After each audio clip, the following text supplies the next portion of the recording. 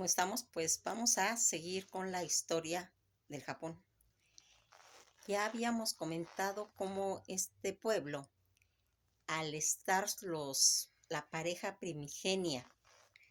en el puente celestial, habían visto que había un hueco al fondo, que no había tierra, y con la espada virtieron una gotita en la que se empezó a convertir las islas del Japón. Todos estos inicios que hemos ido dando cuenta y que aquí va a irse plasmando las costumbres, su ideología, de dónde va a salir ese pueblo tan maravilloso que es el Japón y que va a tener una trascendencia a través de retroalimentarse de toda esa influencia china que va a acarrear pues todas las aportaciones tan importantes como tuvieron en cuestiones religiosas. Aquí nos vamos a irnos dando cuenta cómo esa situación en la que habíamos platicado, porque ya desde que hemos estado comentando las diferentes historias, hemos visto de que toda Europa plasmó una etapa de la Edad Media concibiendo de que en todo el mundo era así, y no era así, porque en lo que ellos estaban transcurriendo en la Edad Media era nada más Europa. Los demás países venían inclusive hasta tardíos. En esa situación fue Japón, porque Japón es de la época en la que estaba el Imperio Azteca, donde estaban todas las situaciones en las que se estaba haciendo también alrededor toda esta población, y que aquí vamos a irnos dando cuenta, estaban formadas todas las situaciones de los vikingos, de los mayas, ¿sí? Entonces no era una situación en las que ya estuvieran al mismo nivel de Europa, no. Japón va a llegar en una forma tardía, ¿sí? Contemporánea de los romanos, se comenta. Toda esta situación y este nacimiento en el que se va a ir haciendo esa visualización hacia las islas del Japón, donde se contaban mil historias, donde habían mil islas, y que aquí va a ser esa situación, porque antes la historia del Japón no estaba escrita en el idioma japonés, estaba en idioma chino, ¿sí? Hasta más adelante va a ir trayendo esa recopilación escrita ya, pero al principio fue en forma de escritura de los chinos. Toda esta situación que en cierta forma habíamos visto como el lenguaje todavía no se escribía en japonés, sino en chino. Recuerden cuando ya se va a introducir toda la caligrafía que la van a meter las mujeres japonesas, y que va a tener toda esa influencia traída de Corea, que trae todas las costumbres de la China, donde va a servir de un puente, en la que vamos a ir viendo que tanto Corea como Japón tienen una historia en común. Recordarán cuando fue inclusive lo del mundial, mucha gente se preguntará por qué los unieron, pues por eso, porque tienen esa comunión. Aquí vamos a ir viendo cómo va a irse haciendo ese concepto. Recordarán cuando la pareja primogenia baja al inframundo, donde está toda esa putrefacción, toda esa descomposición de los cuerpos, donde sale la limpieza, la pureza, toda esa situación en la que ya habíamos hablado de esas damas, las damas cuando se les dan a escoger al hombre,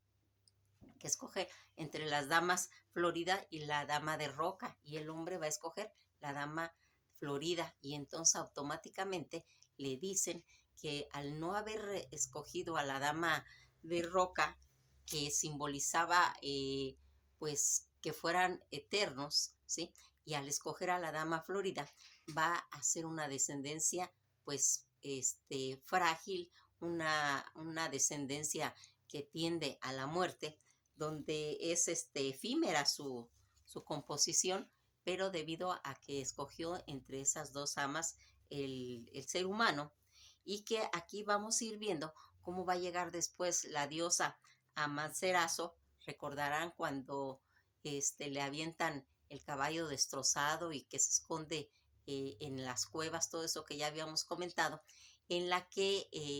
ella va a mandar después emisarios peleando las islas del Japón y diciendo que ella es la dueña de ahí, que ella es la diosa de ahí, y de ahí es donde se van a empezar a formar toda esa situación en lo que van a salir los hijos del sol, todo ese imperio del sol, porque Amaterasu es la diosa del sol y ellos son hijos porque ella reclamó esas tierras. Aquí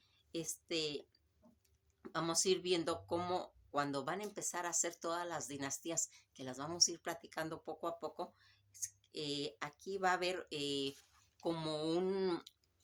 emperador donde él va a ir a ver a las pitonisas para que le digan el futuro del lugar, porque él quería que se empezaran a casar con las casas dinásticas que estaban alrededor, y aquí va a pedir un dictamen en la que Chotuco, que va a ir haciendo eh, más adelante un emperador que va a ir marcando leyes, pero vamos a regresarnos un poquito. Cuando se hace este veredicto para ver si se pueden casar entre las casas que están alrededor, aquí va a haber un conflicto porque antes habían primeros ministros, cancilleres, lord, en la que fue una dinastía que dilató más de 1500 años y que hace poco se acaba de romper esa tradición, porque antes nomás se casaban entre ellos, y aquí va a entrar todo lo del cinto. ¿Se acuerdan de toda esa trayección, todo ese culto de los emperadores, en la que va a traer el budismo? Va a entrar y el sintoísmo se va a sentir aludido porque va a pensar que le van a quitar a todos sus dioses, ¿sí? Pero aquí van a encontrar una valiosa fusión en la que se va a ir empezando a tener más sentido, porque esta religión que va a entrar, que es el budismo, tiene mucha similitud con ellos, y que va a ir formando todo este culto a los emperadores, y que Choluco, como les había comentado, es el que va a llevar el budismo al Japón, haciendo él toda una doctrina, ¿sí? Haciendo todo un culto, haciendo eh, una unidad, una fusión, porque el budismo lleva la ética en cuestión de hacer esa fusión con ellos en una forma más bella, y que va a ir haciendo los hilos de unidad que van a ir formando sus conceptos. Aquí vamos a ir viendo cómo él va a decir que es muy importante la obediencia a Buda, a la ley, a los monjes, a toda esa situación, y que va a hacer algo que va a ser compatible con lo que ellos piensan de esos conceptos. Chotuco, que en realidad no es un nombre, que quiere decir puerta del establo, porque se sabe que él nació en un establo. Toda esta situación en la que él va a ir formando toda una constitución donde va a ser 17 artículos de la ética budista basada todos en esa ética que les va a beneficiar tanto, porque aquí vamos viendo cómo se va a ir marcando en la correspondencia que se va a tener a través de ese culto. Fíjense en que cuando nosotros tenemos la idea de que cómo empezaron a tener esa alianza, esa transacción que tuvo el cinto con el budismo, cómo se va a ir haciendo. Lo que pasa es que ellos traían una ética de fraternidad en la presencia de los espíritus kami que tenían ellos. Aquí van a ir haciendo, porque también ellos tienen un mundo invisible, y van a tener esa entrada que va a ir haciendo esa equivalencia en sus creencias respecto a la vida para hacer. Y ellos dicen que una de las cosas por las que se debe de hacer es de entender a la flor de loto. Vamos a explicarlo más. Aquí cuando va a entrar el, pues, la siguiente etapa de, de sus creencias, que es el confucionalismo, que va a entrar en el siglo XVI antes de Cristo. Aquí hay algo que debemos de recordar que siempre ha sido muy importante. Ese siglo es muy importante porque toda esta situación que se va a ir haciendo, donde se va a aparecer Siddhartha Gautama, Buda, Confucio, Zoroastro en Irán, ¿sí? Y el ciclo de Pericles en Grecia. Toda esa situación también está ahí, su entrada de Lao Tse en el Tao, ese camino, todo el camino del Tao que vamos a estudiar más adelante, y que a eso se le vayan a todo ese complemento de todas estas celebridades, de estar inculcando toda esa espiritualidad tan profunda que tiene el pueblo japonés, en el que a esa era se le va a llamar Asia. Así va a ser el periodo donde se va a ir creando toda la espiritualidad en el mundo, y que por medio de estos recopiladores, como son Confucio, como Zoroastro, Buda, Siddhartha, todos, Lao Tse, todos ellos recopilaron, ¿sí?, toda esta situación en la que, como habíamos dicho, Lao Tse va a ir haciendo el Tao Te Ching, que es el camino del Tao, y van a empezar a agrupar todas las leyendas, todos sus mitos, todas sus historias de sus pueblos, de cómo son y cómo se desarrollan. Y todos esos conceptos van haciendo que se vaya instalando por medio de una emperatriz todo el confucionalismo y ese orden social que va a hacer que se fortalezca al emperador. Aquí se podría mencionar, recordarán cuando estaba él pidiéndole que se hiciera esta convocatoria, a ver si ellos podían tener unos casamientos entre las demás casas. Aquí va a llegar Kiyomaro, que es el que va a dictaminar, y él va a decir que no se puede porque las demás casas son súbditos y que un emperador no puede tener relaciones con un súbdito, y se van a seguir casando entre ellos, ¿sí? Y que pues hace poco es cuando se quitó esa tradición, pero que dilató mucho tiempo. Esa cadena invisible que es todo este concepto, esta cadena de vida que está,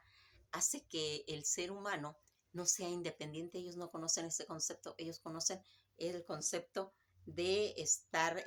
unidos, de la colectividad. Y aquí van a ir viendo cómo el simple hecho de una gota de rocío, de una mariposa en el viento o del movimiento de una espiga, todo tiene un porqué, todo es uno mismo, todo es un engranaje, y que aquí vamos a ir viendo cómo los distintos planos que tienen ellos en sus conceptos van a ser pues principalmente en Occidente, pues son lineales, no tienen como ellos, que ellos tienen, se puede decir, como mundos paralelos, como mundos invisibles, pero que siguen subsistiendo. Hagan de cuenta como los muertos para ellos todavía tienen una injerencia, todavía tienen un dominio en las situaciones, en los mundos, porque el japonés es totalmente emocional. Y aquí ellos tienen la situación de que ellos creen en otras vidas. Todas estas dimensiones que se mueven, las almas alrededor de estas culturas, y que van haciendo la espiritualidad en los diferentes planos. Cuando nosotros vamos viendo que ellos se manejan por medio de círculos en lo que es el confucionalismo, aquí vamos viendo que ellos creen en los cielos y en los paraísos, ¿sí? Y que ellos dicen que vienen de toda esta situación, que en los primeros cielos vive Buda, y que es el plano del presente, del pico del buitre que le llaman, Y el segundo círculo es la flor de loto. Hay que entender el significado de esa flor para poder llegar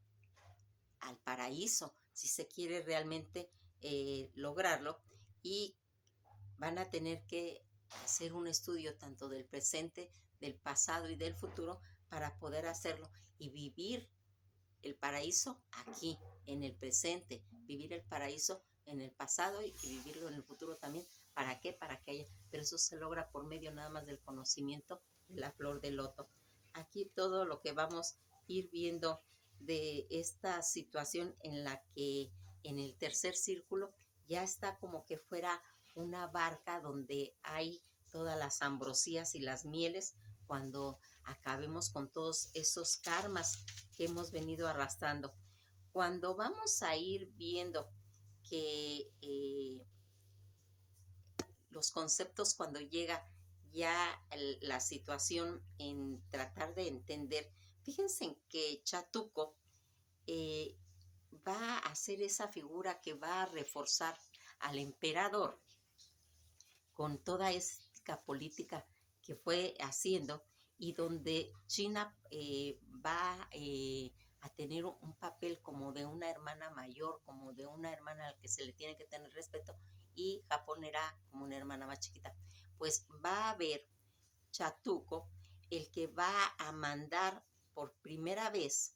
un mensaje a la China. Dice que antiguamente se hacían, pero se hacían como siempre dándole una jerarquía mayor y que ellos eran inferiores. Pero estos mensajes que van a empezar a mandar ya son de igual a igual. Dicen que el primer mensaje que se mandó decía: del emperador del país del sol naciente al emperador del país poniente, mandamos un saludo. Esto ya era como hacerse de igual a igual. Al emperador de China pues no le cayó bien porque él estaba acostumbrado a que todas las personas que llegaban a la China, que se comunicaban con ellos, era como una forma como de admiración, como siempre considerándolos algo superiores. Y al llegar este mensaje del país de Japón,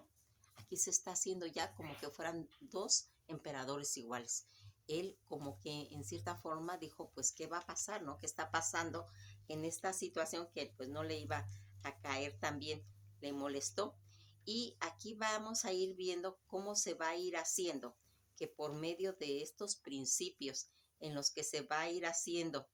que tenga un concepto afín al cinto, el budismo, y que va a tener que ser pues cuidadoso porque al principio ya vimos que no los aceptaban porque pensaban que iban a llegar a invadir, a quitar, pero por medio de la fraternidad, de la piedad, la ternura, la misericordia, la dulzura y lo poético, van a tener ese acercamiento porque ellos vieron que eran afines, lo van a aceptar. Y el budismo, aunque nació en la India, pero lo absorbió por completo el hinduismo. Entonces, cuando llega a la China, es cuando va a empezar a florecer. Y de ahí lo van a llevar los coreanos a Japón. Toda esta situación que nosotros vimos, cómo va a ser y cómo se relacionan toda esta forma,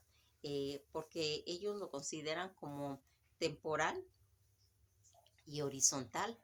¿sí? Y tienen otros conceptos de lo que es pues, la vida humana, los seres vivos, en las que ellos van a ir estableciendo pues puntos de encuentro. Estos puntos de encuentro en los que ellos piensan que el karma todo es un concepto espiritual, que nos conocemos aquí, que convivimos con ellos, pero que en otras dimensiones nos vamos a encontrar en otras vidas futuras, en otras situaciones, y de ahí viene a descender todo este karma que para ellos pues va a tener esa situación. Cuando vamos queriendo ahondar en estos conceptos de Confucio, tendríamos que conocerlo primero Y aquí vamos viendo que Confucio nació en el 551 antes de Cristo y va a morir en el 479 antes de Cristo. Él va a nacer en una provincia que se llama Lu y ahí va a morir también, que está ubicado en la actual provincia de Shandong en China. Fue un importante pensador educado que vivió al finales del periodo denominado primavera y otoño, ¿sí? Todo este concepto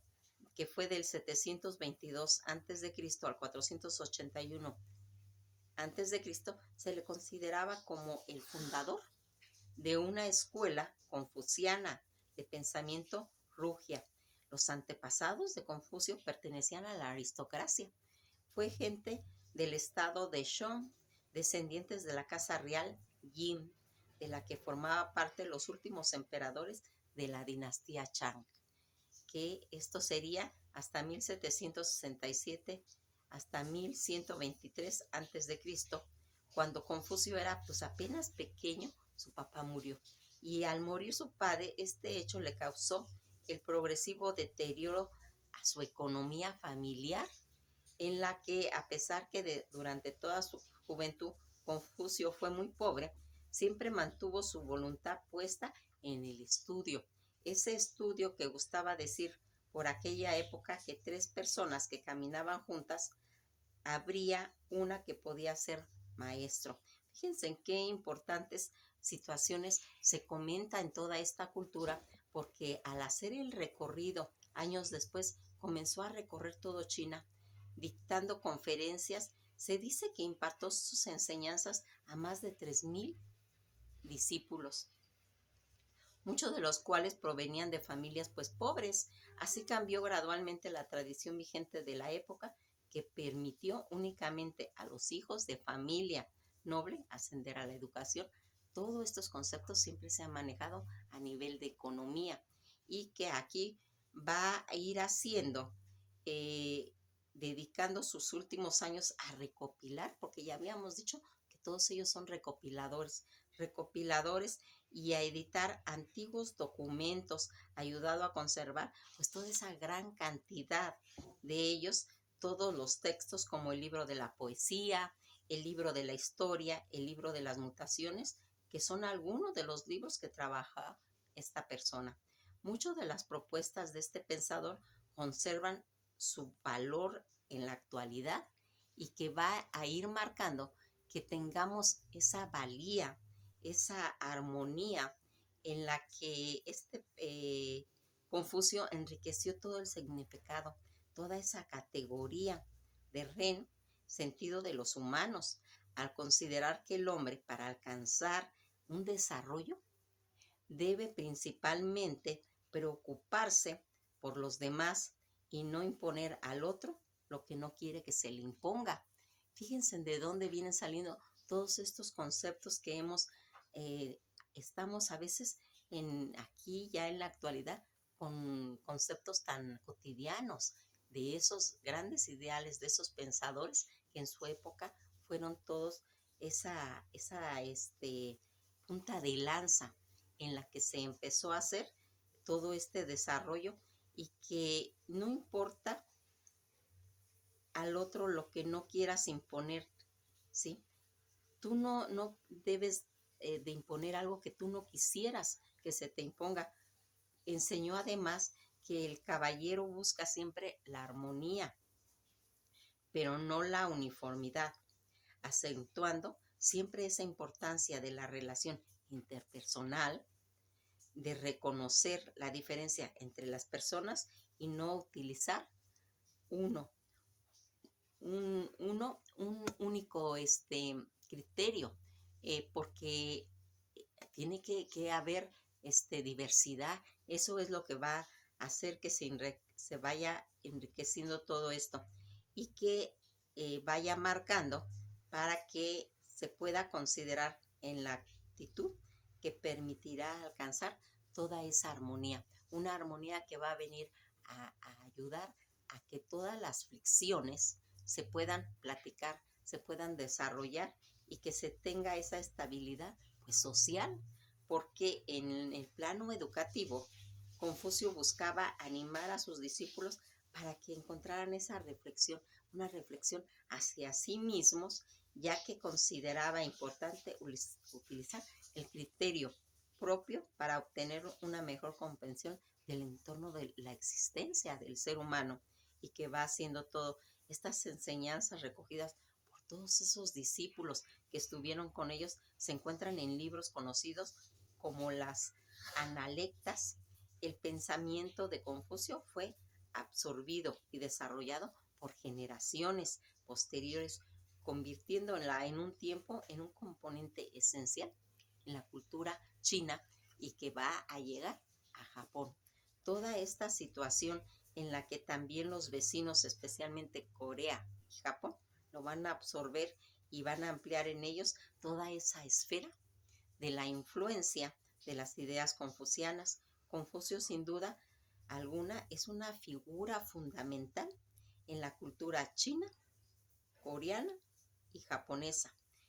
A lo largo de la historia y de sus enseñanzas han fluido en menor o mayor medida las ideas, el comportamiento de prácticamente que va a ir haciendo que todos los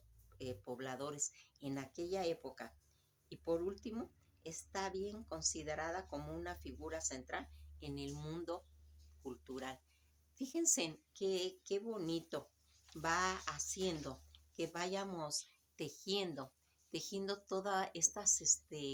enseñanzas de esos mundos que para el mundo estaba totalmente aislado. Japón no sabía nada, China no se sabía nada, hasta que tuvieron que abrirse a toda esta situación. Y que fíjense aquí cómo va a ir marcando en lo que nosotros habíamos dicho de toda esta orden social en la que se va a empezar a hacer el concepto de jerarquía del emperador. Aquí va a quedar claro que él es eh, dueño de la vida y de todo lo que está en la tierra, en concepto de Japón, y que ellos le van a dar ese valor al emperador de ser un dios, donde él puede manejar la vida y la muerte, y donde va a salir toda esa cadena de eslabones que habíamos mencionado, que es lo del confucionalismo, en la que el anciano es uno de los pilares principales, un ser de crepúsculo, un respeto que se le da a esa figura, a esa condición de vigilar el sueño, ¿sí? De conocer el alba y de hacer toda esa orden social, porque los ancianos son esos seres del alba, donde ellos piensan en los seres invisibles, ¿sí? Donde aquí va a estar muy relacionado todos los planos de sus antepasados, de sus parientes que están muy ligados, no se separan ahí, y que todo ese mundo visible y invisible va a ir haciendo toda esa situación. Cuando hablamos de las damas de la flor, cuando hablamos de la dama del brocado, que es el otoño, ¿sí? El otoño, la primavera, todas esas estaciones, cómo se van haciendo los equivalentes, y la flor, la dama florida, que es los cerezos, donde aquí va a estar bien marcado lo que más adelante van a venir las castas, donde van a venir los samuráis, y que van a traer toda esa perfección, toda esa unión en la que va a irse haciendo por medio de imágenes, ¿sí? Donde se va a estar escrita toda por medio de las imágenes, escrita por medio de la espiritualidad, en la que ellos han llegado a comprender toda esta situación, en la que nosotros vimos cómo ese sincretismo que se hizo entre estas situaciones va a ir marcando conceptos muy superiores. Pues nos vamos a quedar hasta aquí. Pues espero que les vaya gustando todo lo que está relacionado con Japón, lo que va a ir marcando, porque hay cosas preciosas, hay cosas muy hermosas que vamos a ir incorporando, vamos a ir viendo, y que va a sobresalir mucho la poesía, los colores, la música, toda el agua, los elementos, todos esos cosas que son tan minuciosas, porque aquí ya nos dimos cuenta cómo en la época de todos esos pensadores que mencionamos, ahí se va a ir haciendo todo ese concepto de la espiritualidad que tiene el pueblo de Japón. Pues esto ha sido todo por hoy. Que tengan un buen día y que vayan teniéndole el amor a lo que es la historia. Miren, siempre les marco ese concepto porque tenemos que tener una espiritualidad por medio de la historia, ¿sí? La vamos a ir logrando también al ir sabiendo cómo han sido las civilizaciones del pasado. Que pasen un buen día y esto ha sido todo por hoy.